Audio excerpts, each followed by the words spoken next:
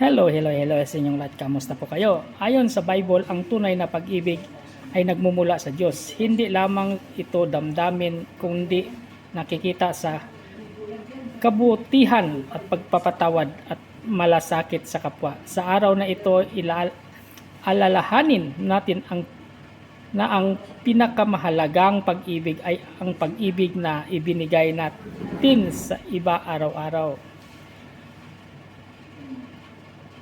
Magmahal tayo dahil tayo ay minahal muna ng Diyos. Tatlong punto natin pag-usapan.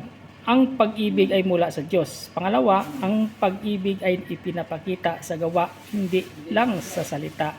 At ang pangatlo, ang pag-ibig ay handang magsakripisyo.